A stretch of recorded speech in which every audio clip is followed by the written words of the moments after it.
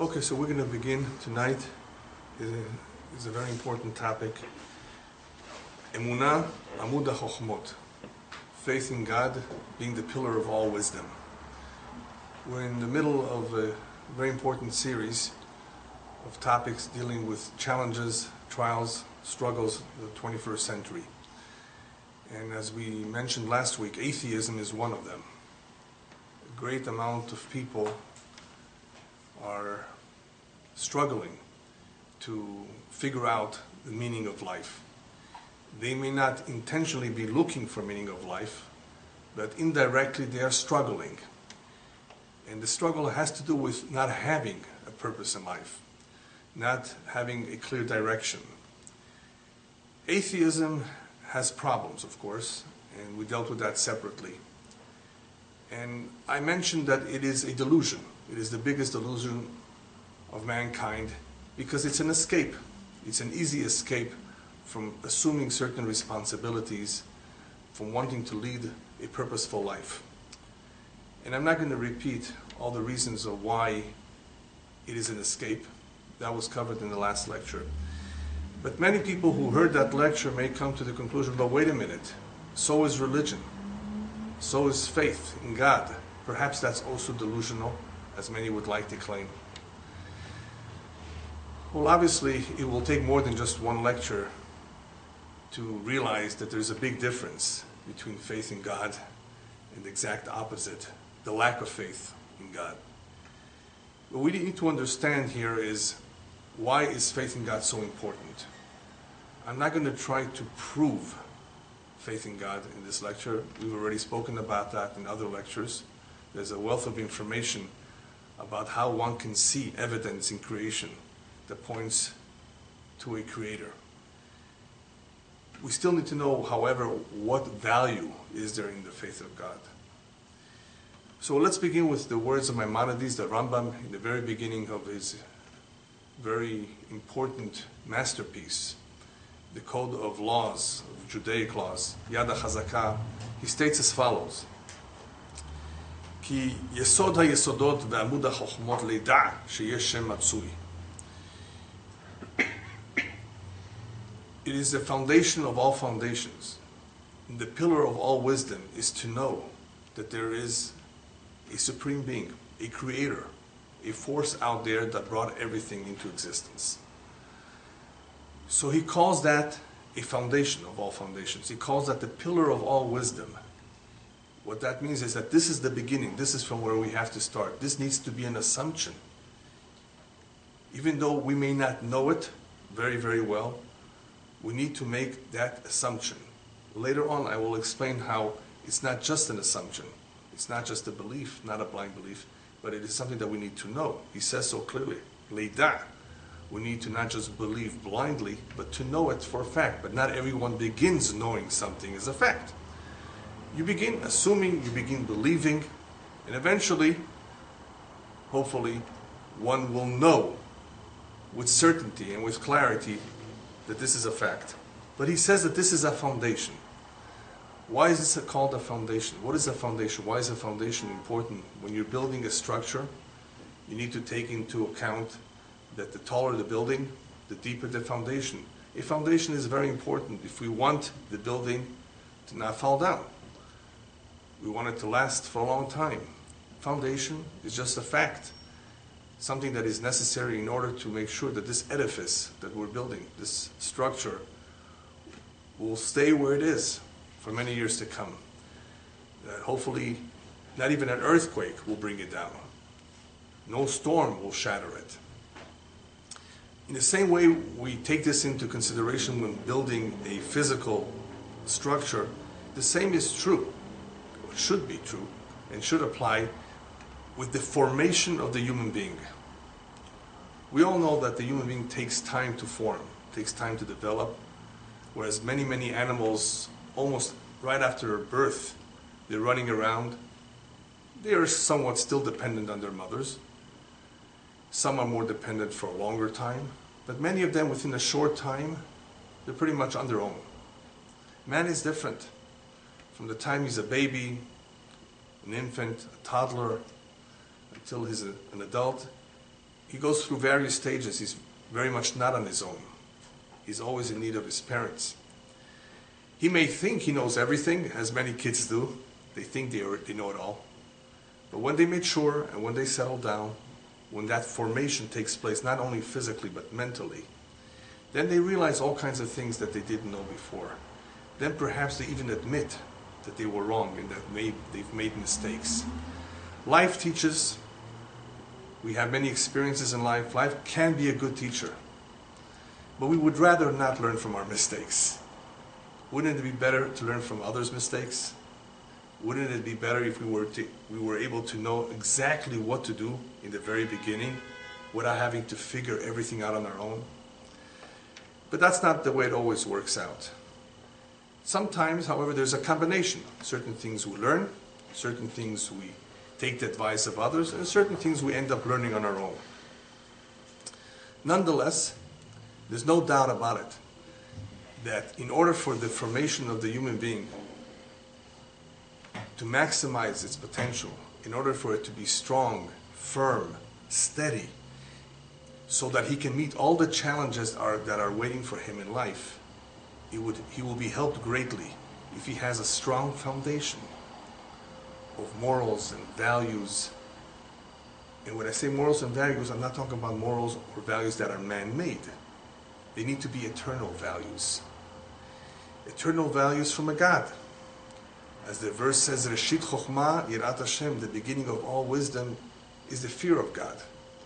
Because if the fear of God is what is guiding us, we will be led in a certain direction.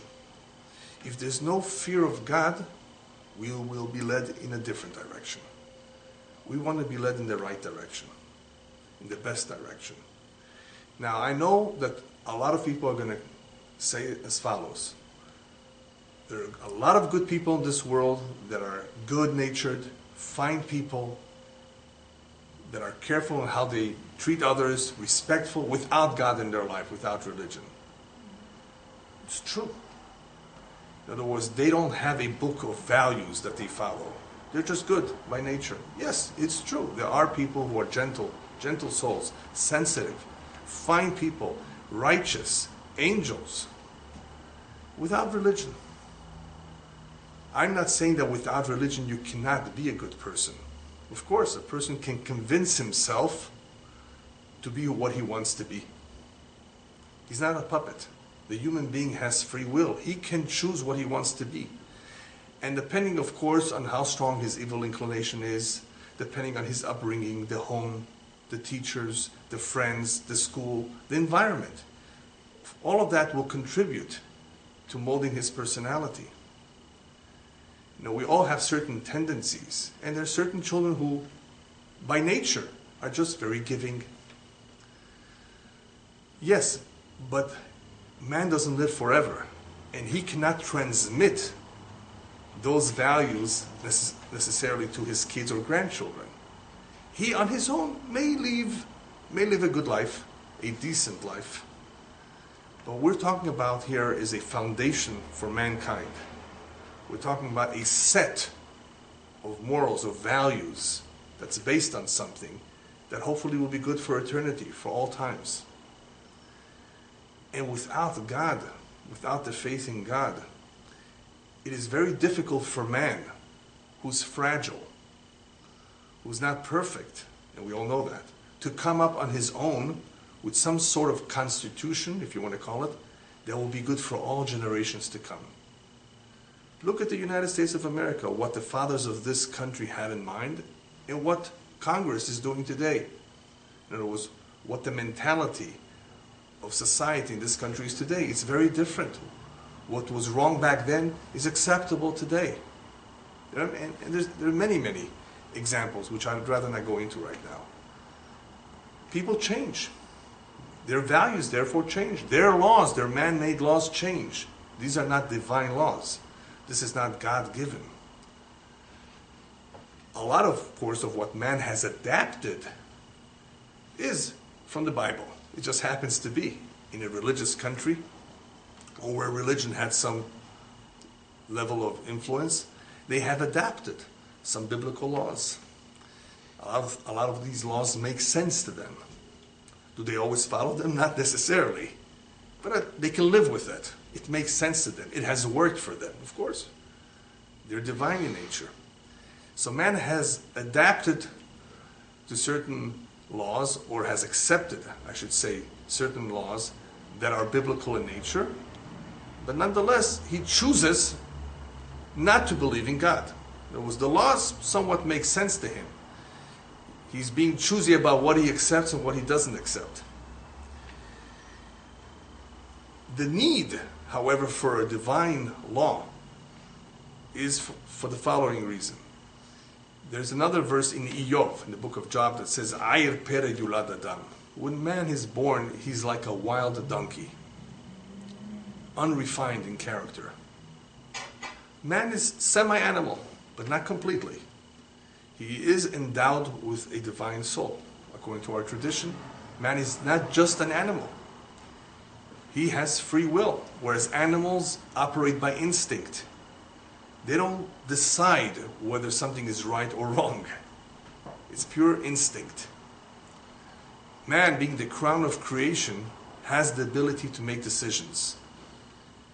Along with decisions come responsibilities, of course. We have to know right from wrong. And how are we going to know right from wrong? Just based on what human beings decide? It doesn't work out too well.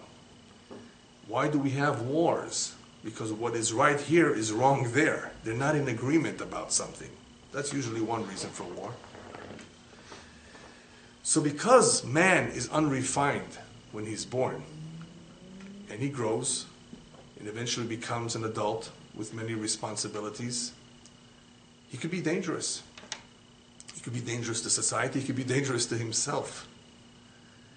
If he's unrefined, if he remains unrefined. Physical growth is easy. Just feed him a little bit of cereal with milk, and he'll be 7 foot tall, if it's in his genes. You don't need that much to contribute to one's physical growth. He'll get there somehow.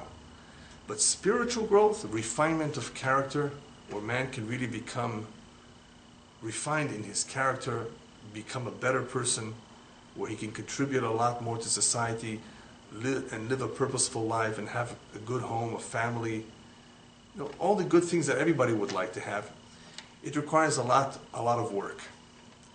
And if there's no foundation, there's nothing to motivate him for that, except that people want to succeed. Everybody wants to succeed in life. People want to have a home, people want to have a job, people want to have a good, solid marriage. Yeah, but do you have the foundation for that? Do you have what it takes to succeed? In business, you may have a PhD or whatever. You may have some degree, you may have some know-how, and you may have a lot of mazal, which people forget about. You need to have good luck. You need to have the mazal behind you to succeed. A lot of people are very smart, but they don't have mazal. A lot of people are not smart at all, and they make a lot of money. So mazal is always going to be part of success when it comes to areas of finances and so forth. The whole life. Yes, in life in general, to succeed in life, but to succeed as a human being, that requires decision making all the time. That is where free will comes in. And there's a whole lecture just about that. Where do we have free will? Where we don't have free will. But since man does have free will, and he's not just an animal, he doesn't just operate by instinct, he needs guidelines, he needs rules.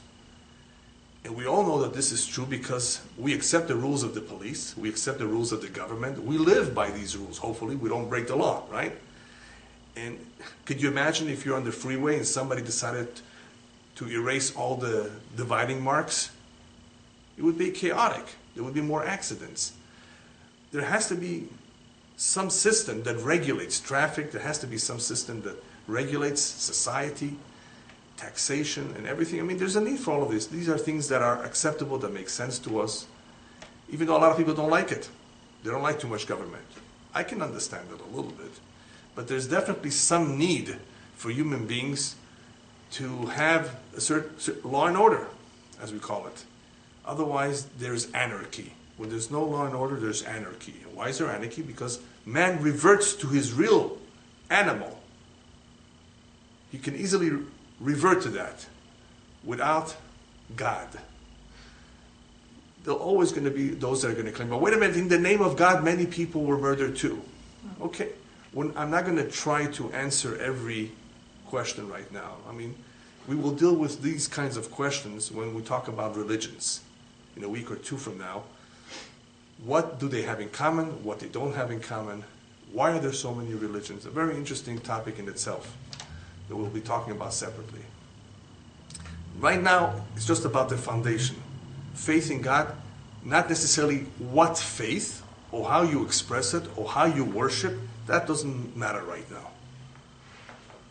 Just the belief in God in itself is important, because that already reminds us that life is purposeful. There's meaning to everything. God did not just create a world without any reason. It doesn't make sense for Him to do that. If He created it, then there's something that He wants of us, which I'm going to get to next. The problem is that man makes constant mistakes. He on his own, left to himself, without any guide, is going to make many, many mistakes. And even though he will come up with these laws that are necessary to regulate his life, to regulate society, mistakes happen. Why do mistakes happen? Because, as we said before, man is not perfect. Man does not know it all. And things change. So he can never come up with a set of rules that will be good for everyone and for all times. Many of man's experiments, if we can call it that, ways of life, have failed. Take the example of communism, which many, many people believed in and perhaps still do. It didn't work out. It failed. It's man-made. Anything that is man-made does not have the chance to succeed if it's in the area of morals and values. Building a good car, building a good airplane that will hopefully make it to its destination, man has shown tremendous, I guess you can call it prowess or insight and skill in how to build these beautiful pieces of technology. Yes, and even then, there's trial and error, mistakes happen, and they learn from those mistakes, and hopefully the next time around, they build something better. That's exactly what happened with the shuttle, right? With the two shuttles, actually. That mistakes happen for some reason, but they learn from the mistakes and they correct, hopefully, the mistakes for next time. But that's the nature of the human being. We're not perfect. We need to recognize at all times that we can make a mistake. Now, is it bad to make a mistake? No. As long as you correct it, as long as you learn from it, that's fine. In marriage, husband and wife make mistakes. But if they admit it, right, they pick up the pieces, they start from scratch. They say, I'm sorry, let's not repeat the mistake. So it is human nature to err, to make mistakes. However, if the foundation is a solid foundation, it will be easier for us to admit our faults, to admit those mistakes, to make sure it doesn't happen again. That's what the foundation of the fear of God means. That we recognize that there's a supreme being who's aware of our actions, who, because of our awareness of Him, it means that we have to be responsible and accountable for what we do. Not just to other human beings, but to Him too.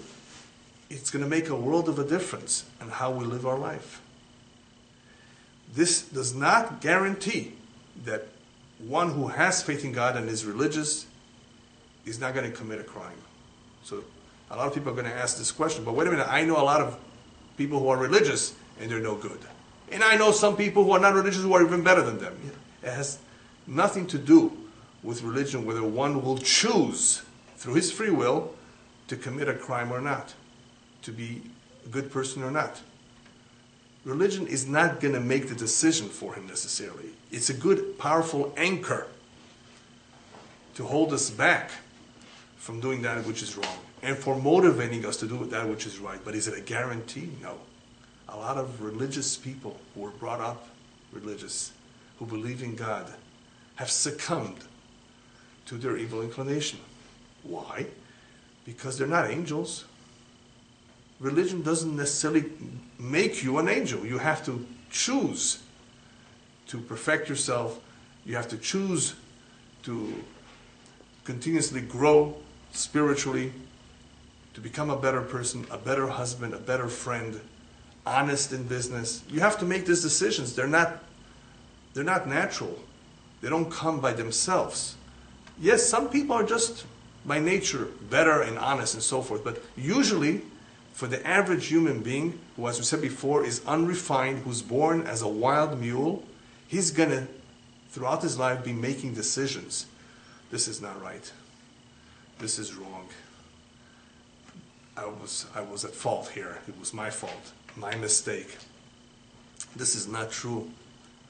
You know, all of this requires a certain amount of sincerity, courage, willpower.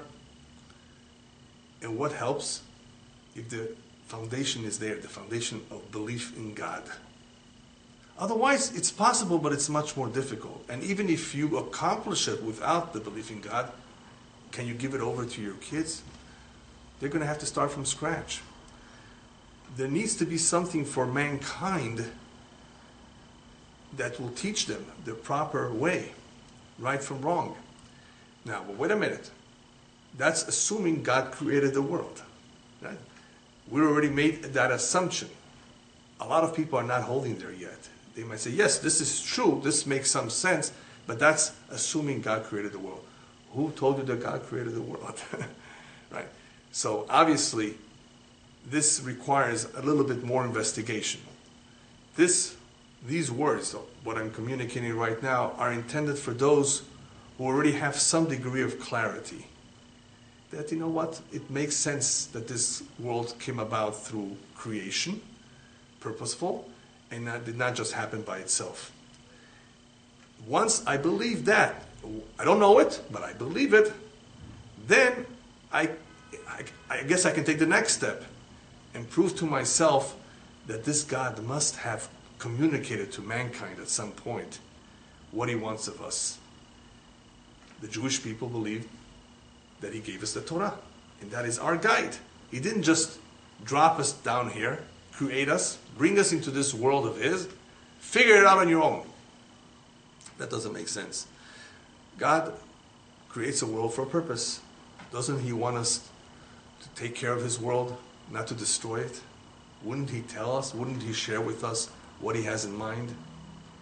That's what the Torah is. The Torah is God's message to humanity, but more so to the Jewish people. All the rest of the world also has a set of rules. They're called the 7 Noahide laws, the basics. We have a certain mission. Are we better? No, not necessarily. It's just we have a separate mission. A lot of people think that the Jew considers himself superior. That's very, very far from the truth. There are a lot of non-Jewish people out there who are so special, so good. And there are unfortunately some who are born Jewish but don't behave in a Jewish way, don't act in a Jewish way. And what does that prove? It only proves that human beings are fragile, human beings have free will, and they can decide what they want to be. Religion in itself, the faith in God, can help, but it can only help those who want to be helped. If one doesn't want to have anything to do with his faith, whether he's Jewish or not, then obviously he's left to his own instincts. Now, if those instincts are good, fine. It may just turn out that he will be somewhat of a good person. But if that human being is not refined, so without a solid foundation, he will not be maximizing his true potential. He will make many, many mistakes. It will be much more difficult for him to confront all kinds of challenges. What's a challenge? What if somebody had a job for a number of years, he has a large family, and all of a sudden he's fired? That's a challenge. Some who don't have a solid foundation in belief in God are going to say, wait a minute, where is God? How come he's doing this to me? He's being presented with a challenge. How are you going to face this challenge? What are you going to do? You have people committing suicide when they're under a tremendous amount of stress. There are many challenges in life, ups and downs. People go through all kinds of difficulties.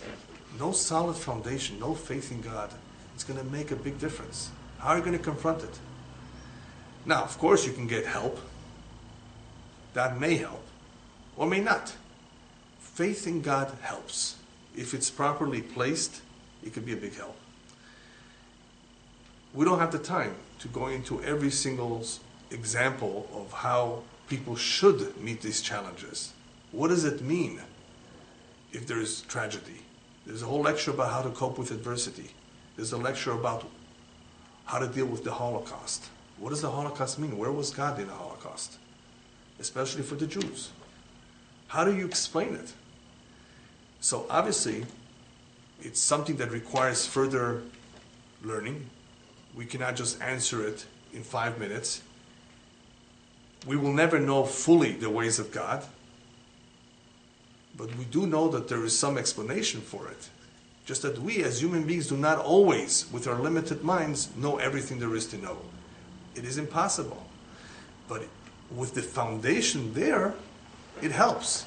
It helps remind us that, wait a minute, God is good. God is kind. God has promised and delivered in the past. Why did this happen? Perhaps I should look further into it. Perhaps there's some answer lying somewhere in the Talmud, in the Medrash, in the Zohar, in the Kabbalah. We may not have the answers to all the questions, but we can ask somebody who may have the answer. We cannot just decide, well, I'm giving up. This doesn't make any sense to me. It doesn't seem right to me. How could you make that decision that it doesn't seem right to you? It was right to your forefathers. It was right to all the generations who came before you. They were willing to give their lives for this. To them, this made sense, and to you not. Based on what? Based on this challenge that you cannot handle? Did you think about why you can't handle this challenge? Perhaps your foundation is weak. And if the foundation is weak, then obviously this building is going to come tumbling down. If there's a very powerful storm, and the Holocaust was a powerful storm, which knocked down, unfortunately, a lot of people's faith. Their faith was shattered or weakened. If one's root system is deeper, then that tree can hold. Even if very powerful winds blow at it, they will not bring it down.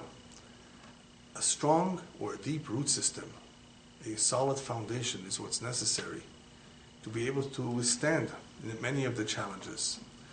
This faith in God is not only for the Jew. This faith in God applies to every human being because it reminds him that there is a boss. However, unfortunately, just to remember that there is a boss was not always enough to help people deal with all kinds of difficulties. And that leads us to the area called fideism or deism, where you have people in the past and even today who believe in a creator in the world, who believe that this world came about through creation, and perhaps even believe that one should believe in this God and have faith in God. But that's where it stops. They don't believe, or they don't know, and they never try to figure out if God has a relationship with human beings. It stops just with the belief in God. Yes, it makes sense to me that God created the world. It did not come about by itself. I believe in God, and that's it. Does God have a relationship with me? Does he know what's going on in my life? Does he get involved, intercede, which Judaism very, very much believes in? That God did not only create the world, but he's involved in every aspect of our life. That is a whole different area. So even though we said a strong foundation is very important, it can make a difference in a person's life, but it will not be enough. If it stops with just belief in God and does not continue or does not extend itself, that this God who created the world is also involved. He performs miracles. And therefore I don't give up. I have hope in him. This motivates us. This brings joy into our life. This gives us the strength not to despair in time of trouble. Because I know he's listening. If I pray to him, he might actually listen to me. You see where the difference is? Not just to believe in God, but to know that he's involved and he listens to our prayers.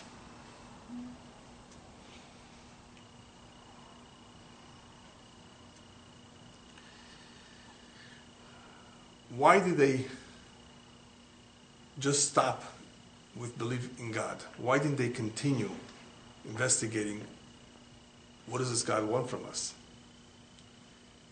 Just that God exists? Something is missing over here. The Rambam Maimonides explains that idol worshipping started off on the right track, but made a big mistake. And because of their mistake, they were misled and ended up worshipping idols instead of worshipping God. In the very beginning, he says, they worshipped God. They knew of God. But they also realized that God has servants. Many, many servants that carry out his will. And they said, well, if God has servants, we have to worship the servants too. And little by little, they only worshipped the servants and forgot about the boss. They gave all this respect to the servants, thinking that, they need to be worshipped as well. And that eventually caused them to forget about the source of everything. The ruler, the main ruler, which is God. That is how he explains idol worshipping began. So they began with the faith, or with the believing in God, but got carried away. To the point where they stopped believing in him and only believed in these idols, in these powers. What happened here? They did not internalize fully what is God in their life. What does it mean to believe in God? What does it mean that I believe in God? What is that? Is it just to believe that he created the world, or it's more than that? When one does not internalize what this belief in God is, it could easily be forgotten. Forgotten meaning that deep down you believe, yes, it makes some sense to you, but it has no effect on you. It doesn't have too much of an influence on you. It has to be internalized. Remember this word internalized, because I'm going to come back to it later on why belief in God needs to be internalized. Okay? So just remember this concept of internalizing the belief, not just having it in our head, that this is true, but making it a part of our life. In those days, we had idols. What do we have today? We also have a mistake that mankind has made by moving away from religion, which was the norm, which was the standard for many, many people in the world up until 200 years ago. Also, a mistake was made moving away from religion to secularism, to atheism.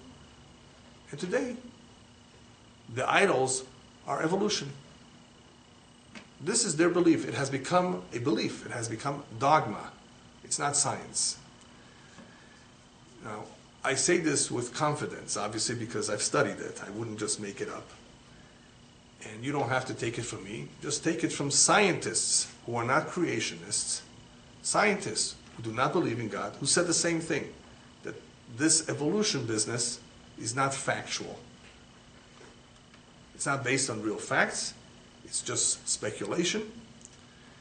And it's very, very far from being even close to the truth, because statistically it's impossible. But I'm not going to get into all the arguments and discussions about this topic, because there's so much material available on the internet that you can see what the proponents of this theory say and what those who don't accept it have to say, and you can make your own decision. It's very, very obvious. If you look at it carefully and you don't get confused by all the details, which can easily happen to people who get confused by the details, and you look for facts versus, speculation, what has been proven scientifically and what has been not, what's missing and what's there, you can see that it is totally without any foundation. But that's for another time. You know, we don't have the time to repeat all the evidence that is out there for God and all the problems that exist with this theory of evolution. But those who want, there's so much out there, you know, that you can convince yourself. You don't need, you know, to just assume that what I say is true. You can figure it out yourself. It's very, very easy.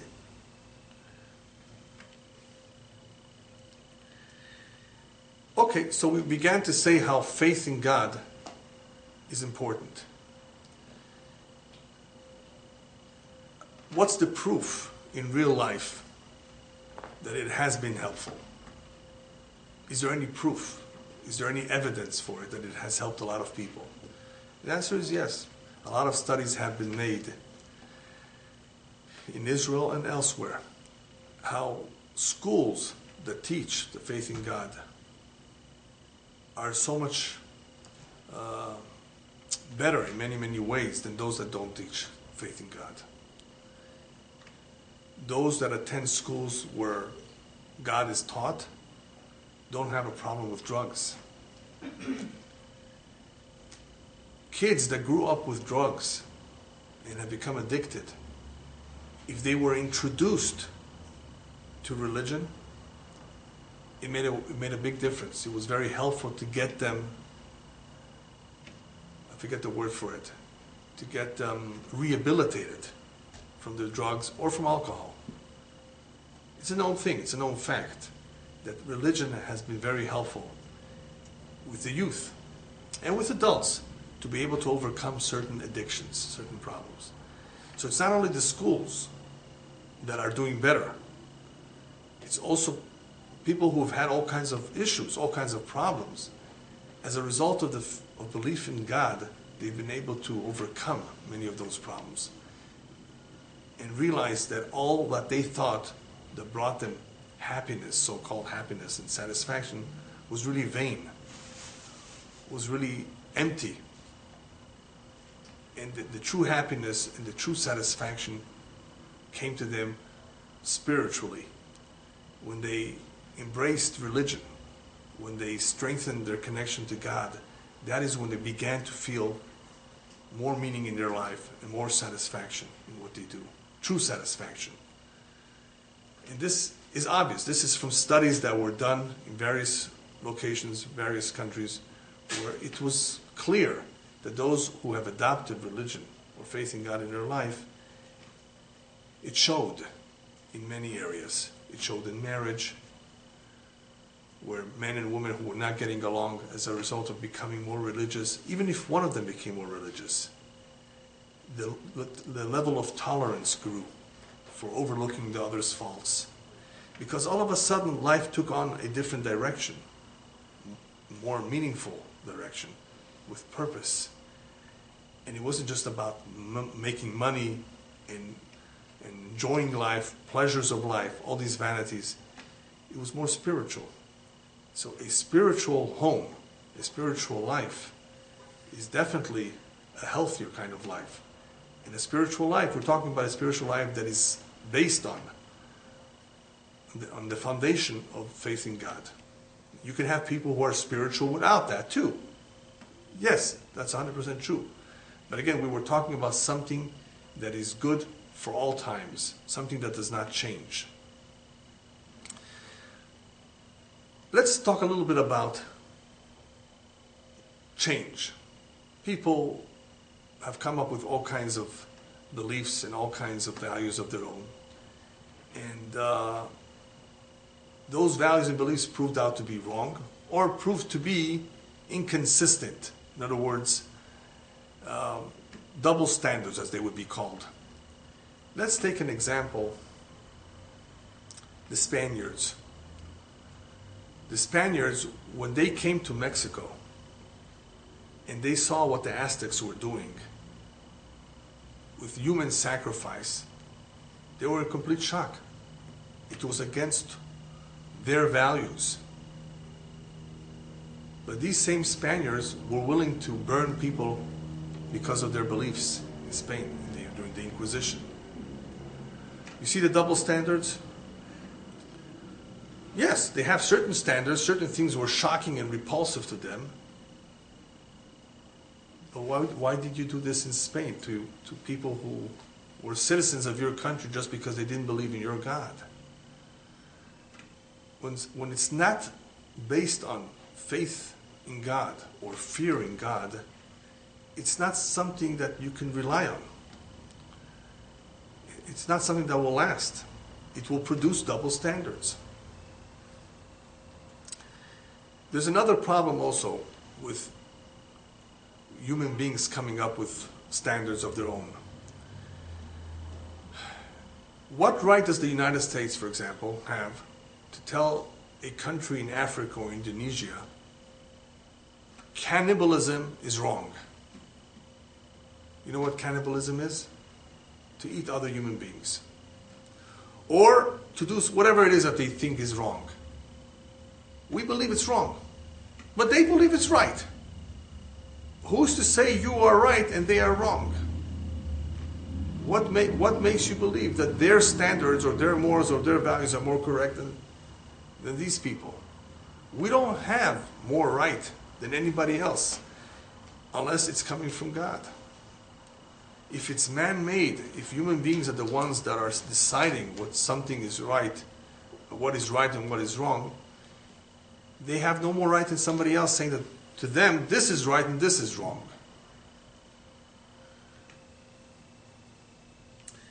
Faith in God reminds us that we're created in the image of God. That we're not just animals, as I said before. In other words, that a lot is expected of us. That we have the ability to grow spiritually. We have the ability to become better people. But if we only follow what we believe is right and what we believe is wrong, it will not necessarily produce the human being, the crown of creation that God had in mind. It will be a human being more of an animal that would be prone to mistakes and not necessarily do what is right.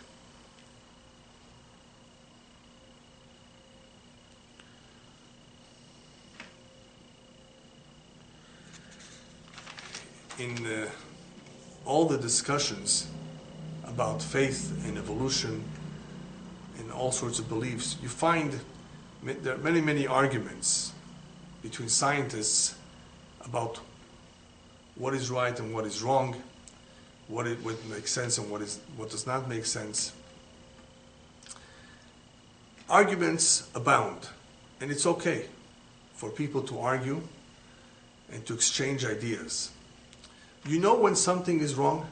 You know when something is fishy, when something is not right?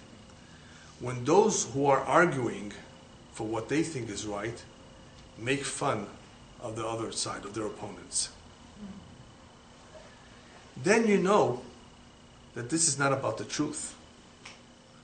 People who want to know the truth, people who want to really arrive at the truth, figure things out properly, why make fun of anybody? Why rule out any option?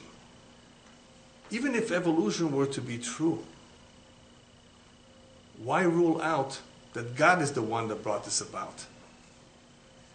One evolutionist said once, even if they were to disprove evolution, it still doesn't mean that God created the world. You see how far they've gone to not wanting to accept or ruling out the possibility that God exists. It's not even an option. So in their arguments, in their disputes, in trying to convince or in trying to disprove or whatever, many, many times their mechanism is to first deride, make fun of the other side. And whenever you see that, you should know it is indicative of somebody who's not out to look for the truth. Why would you make fun of the other individual? I have a good example where you can see the psychology behind their arguments or behind their beliefs. There's a very, very famous scientist, biochemist, who wrote some excellent books. He's an expert in his field. And when somebody was addressing him or writing about him or critiquing him, instead of calling him by his title, Dr. So-and-so, or this scientist, or this biochemist, he says, the creationists, so-and-so. He's already labeling him a creationist, meaning that he does not even consider that this man has a PhD, that this man is a scientist, that this man is an expert in his field, that this is one of his peers. No, he's less than him. He's a creationist. He's not one of ours. And Solomon has an explanation for this. He says, Zed Yahir, Let's Shemo. Who's a clown? Who's a mocker? One who is malevolent and he's arrogant. Malevolence and arrogance together is a mocker. One who mocks others, looks down at others, ridicules others' beliefs, just like that, without backing it up, of course. That says something about his human nature. It says something about, perhaps, about what he's trying to accomplish here. It's not seeking the truth. He's a mocker. And that's mockery is coming from malevolence and arrogance.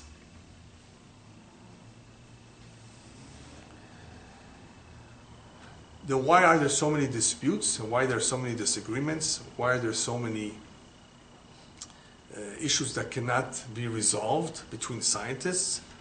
Part of the reason is because as important as faith in God is, and as much as it is a foundation, and as we said before, a requirement really, in order for all that wisdom to be able to fall into place, for all that wisdom to be directed properly. Could you imagine if it's not directed properly, man makes atomic bombs to destroy.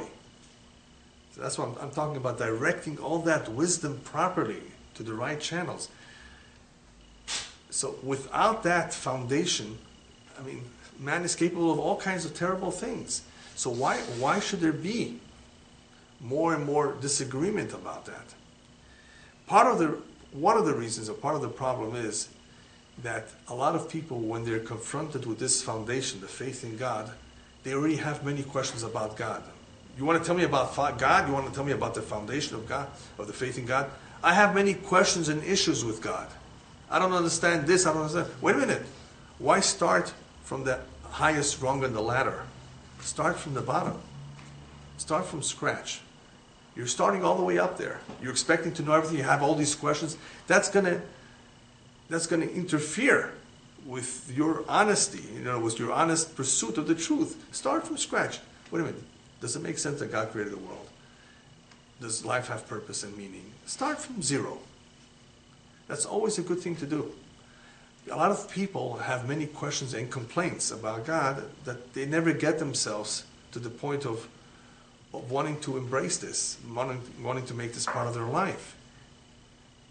So a lot of these questions that cloud people's mind, cloud their judgment. It does not allow them to look at things more fundamentally. In other words, does this make sense that this came on by itself? Or is it more likely that somebody designed it? Start from that question.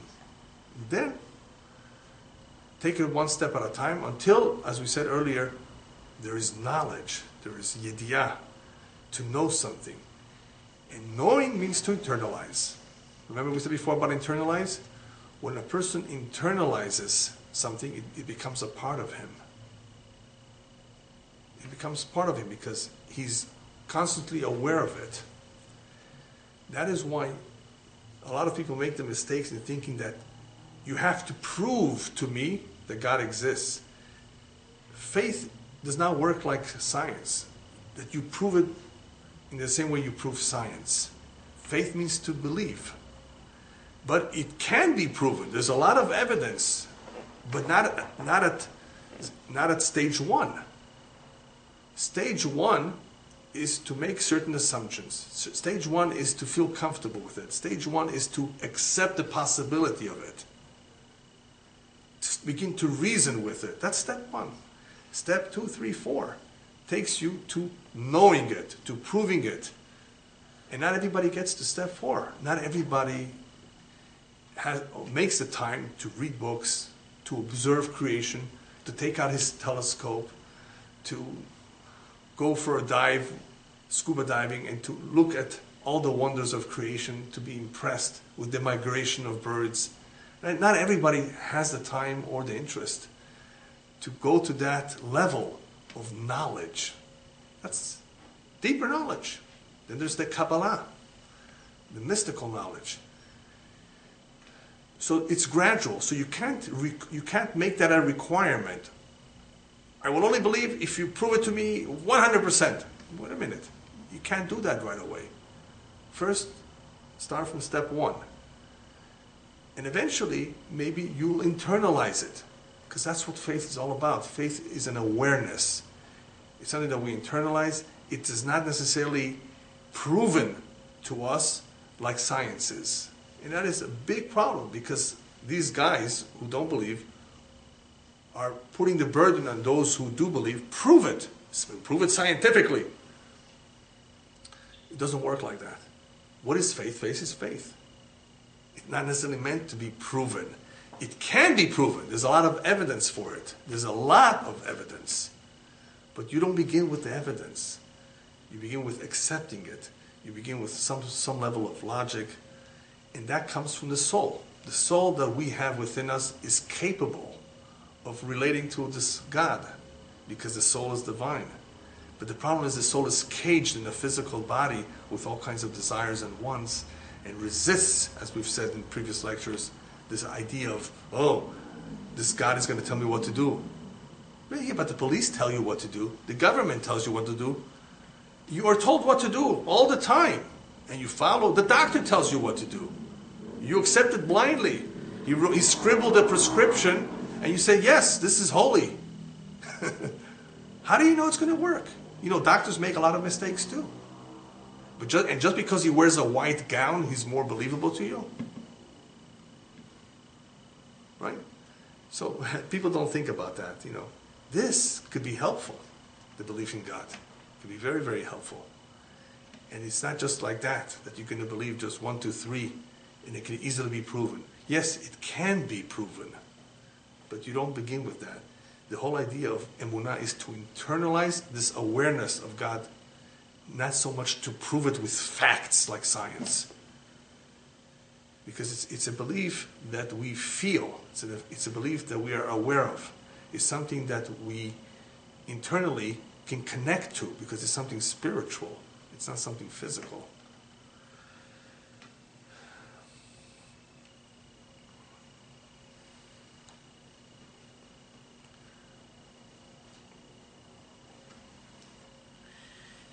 You see, for example, with the two scientists who came up with the theory, one scientist that came up with the theory of the Big Bang. You heard about this? There's an acceptable explanation in the scientific world today that the world somehow came into existence through a Big Bang, big explosion. What's interesting about it is that at least they admit that there's a beginning. Till then, they figured, everything was around forever. Okay, there's a beginning, and it made a lot of scientists uncomfortable, of course, because the moment you say that there's a beginning, that's the story of Genesis.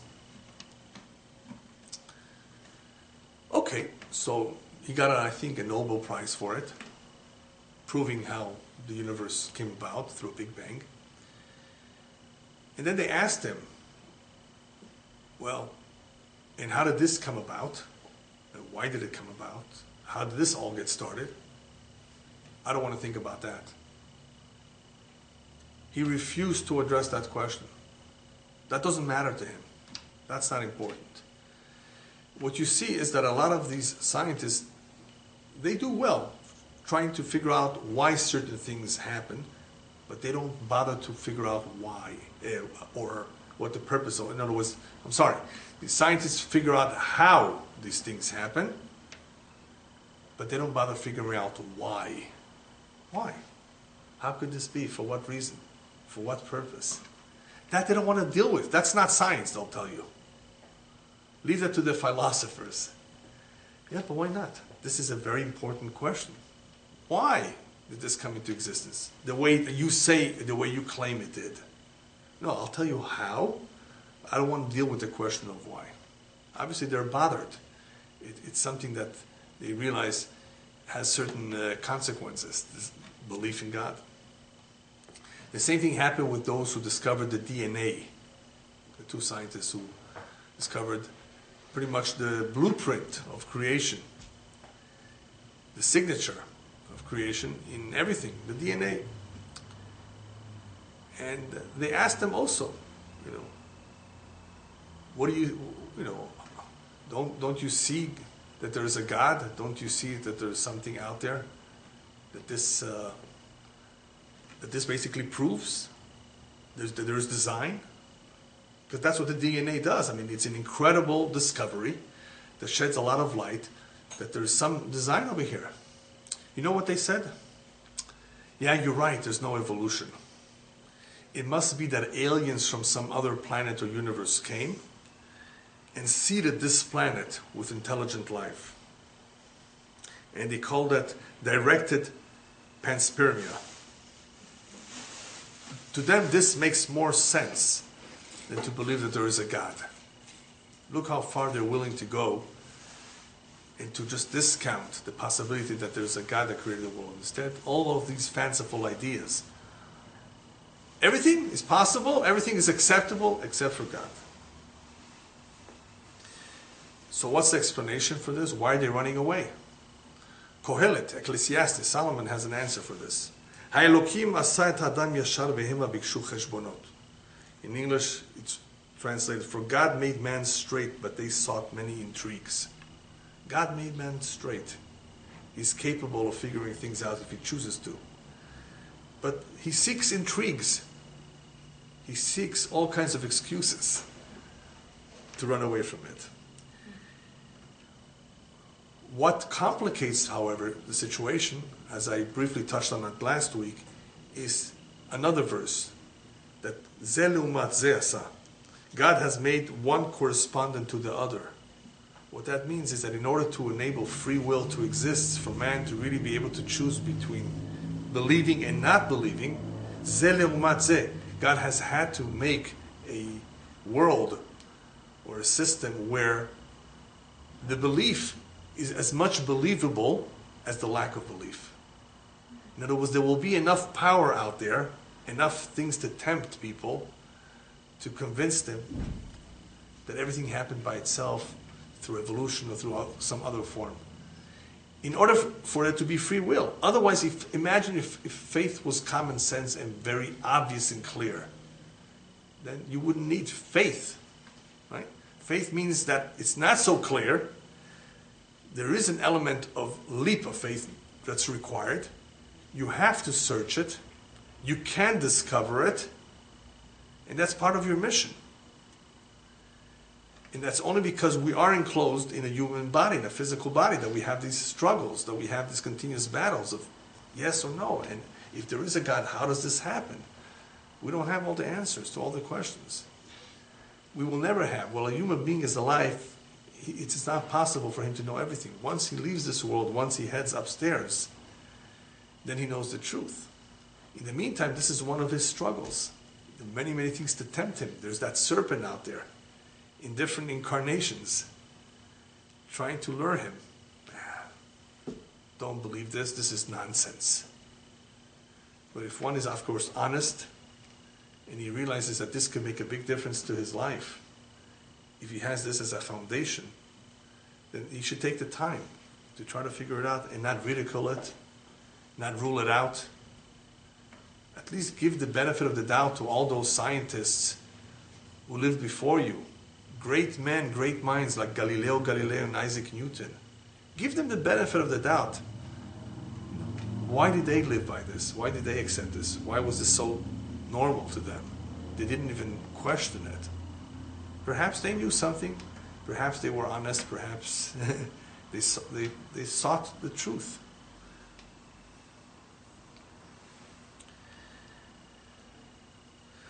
Just would like to finish up with some of the issues that some people have regarding faith in God. Some people are amenable. In other words, they figure, okay, I'm willing to accept that there is a God, but I have a condition. I want to see a miracle. What would you say to them? Well, there's miracles right and left. There's many, many miracles. If you really look at life and you look at history, there are many examples of miracles. There's stories in the news of miracles. But let me tell you psychologically why this individual who asks for a miracle is not searching for the truth. He says he is open to it, but he's not. We have a rule that true believers don't need miracles, and those who don't want to believe, whatever miracle you show them, they won't accept. True believers don't need miracles. You don't need a miracle to be convinced. And one who does not want to believe, no miracle in the world will help convince him, because he's already made up his mind. Unfortunately, that's what you have today, is a lot of people who have already made up their mind. They don't want to be confused by any facts, any evidence whatsoever. They don't want to hear your arguments. They have ruled God out. With that kind of an attitude, with the mockery attitude, I mean, what do you expect?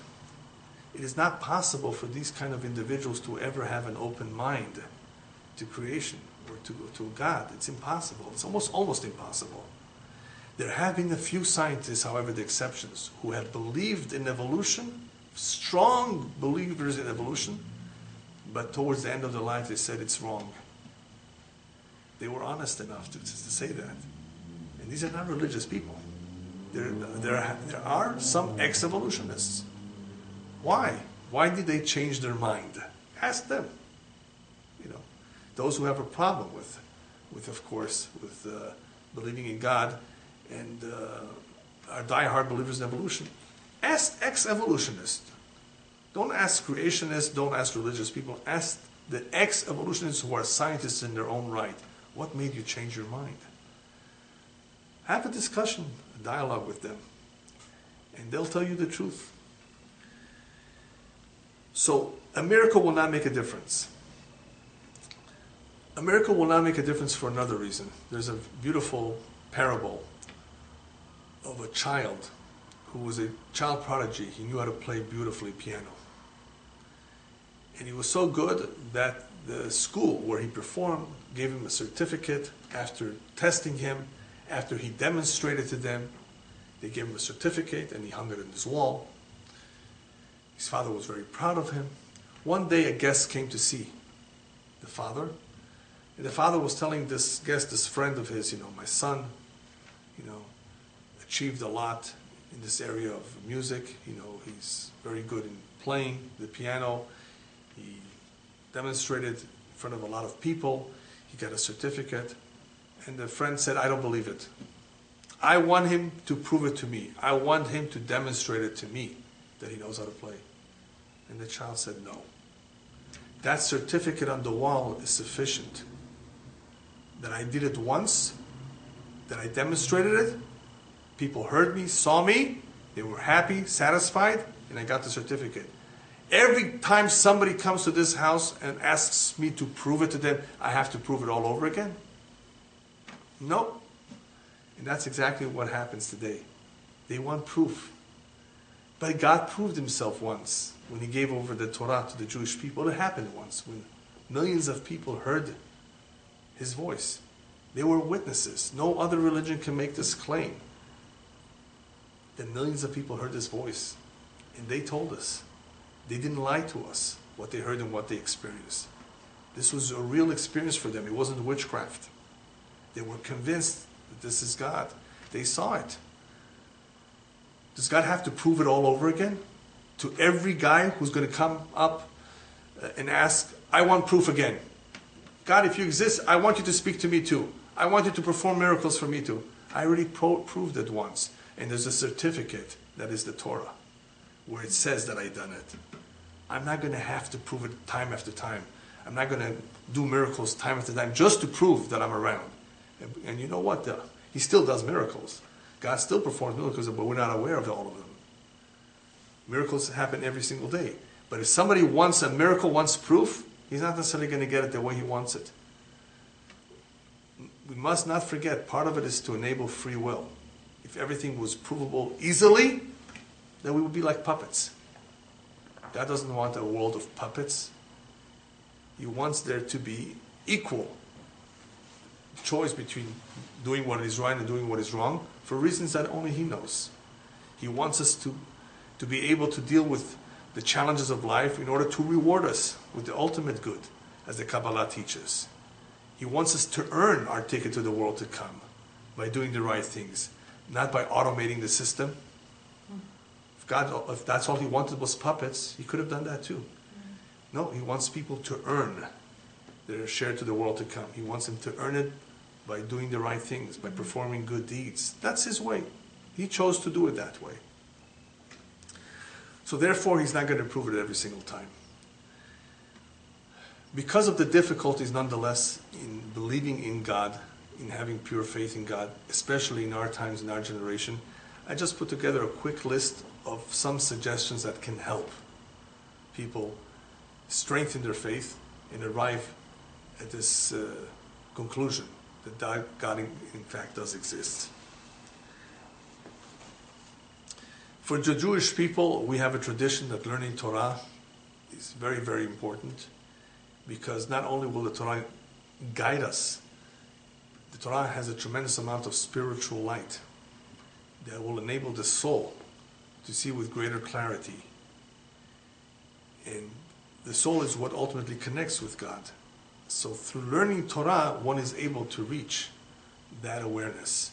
Especially in the generation right before Mashiach comes, where the rabbis tell us we will be at the lowest level of impurity. That 50th level of impurity is called heresy, kfirah. In order to be able to avoid falling into that trap, and for those who are there already, in order to be able to come out of it, the only thing that can help us is the Torah. The Torah is able to draw us even from the pits, from the lowest level of impurity. Since truth, the rabbis tell us, is very heavy, and that is why few are willing to bear it, truth is heavy. Not everybody wants to commit themselves to it. It's heavy. It requires a person to discipline himself and to assume certain responsibility, and that is why few people are willing to bear it. What could help, therefore, is for a person to restrain his appetites, his desires. By doing so, he sanctifies himself. He gives more strength to his soul than to his physical body. He's therefore going to have an easier time figuring out the truth, realizing that there is a God. People who are immersed in their desires, in their appetites, and they just don't care about how much they eat and how much they do, or whatever it is that brings them physical pleasures, this will always be a difficulty for them, because pleasures and physicality is the opposite of spirituality. They don't get along. And this also hampers or makes it difficult for a person to believe. So restraining oneself, limiting oneself in that area will enable a person to be holier, and it will be easier for him to believe in God. For those who are not Jewish, of course, it's always advisable to start from scratch, from zero. A lot of people start from above. In other words, they already have their mind set on what they want to believe. Start from scratch. You don't know anything. Ask people who, if you have any questions, ask people who are knowledgeable and get the answers you need to those questions. So starting from scratch is very, very important, because if you don't start from scratch and you're already starting with the assumption that this theory is right and science is 100% correct, then that's going to make it more difficult. Start from scratch. You don't know anything. You don't know from nothing. No belief in God, and no science, and no nothing. And begin to ask questions, and step by step, if one is honest, he should arrive at the right conclusion, that there is a God, that there is a Creator. God does not make it that difficult. He does give us a free will. We do have a free will to decide and to choose, but it's not that difficult, or it's impossible, as long as we're honest and we have an open mind. Finally, one of the suggestions that is one of my favorite is talk the truth. Person who gets used to this quality of always speaking the truth, never lying, admitting his faults, admitting what is wrong, always say the truth no matter how costly it may be to you. And sometimes it is costly. People don't always like to tell the truth. Never lie. Always get used to always saying the truth. So this quality of being truthful will hopefully also facilitate it for one to arrive at the truth. This is the last generation before Mashiach is coming. I have no doubt about it. And we have a tradition that it is during this generation where Hashem will destroy Amalek. Amalek is that evil force that's out there that cools people's faith, that tries to detach us from our connection to God. That's called Amalek. Forget about people being associated with Amalek. Whatever wars you see down here below is also a spiritual war between the forces of good and evil. So whatever is playing out there is playing down here. And it's somewhat a reflection of what's going on. All these wars. And the biggest war of all, of course, is the war with Amalek. And the Torah tells us that this war with Amalek has been ongoing forever. And because of that force out there called Amalek, God's throne is not complete. What does that mean? That means that there appears to be no justice, there appears to be no God, because God is being concealed. There's a concealment of this God. Part of it is an intentional concealment in order to allow free will, but part of it is because of the forces of evil that they are at their very, very end. They're about to be destroyed and removed. And they're fighting so hard in trying to inundate the world with heresy. If you look at it, analyze the situation, you will realize that that is exactly what's happening. But very, very soon, as the Torah says, Hashem, yimcheh zecher Amalek mitachat hashamayim. He will destroy any vestige left of this evil force called Amalek. And at that point, B'ezrat Hashem, the truth will be revealed to all.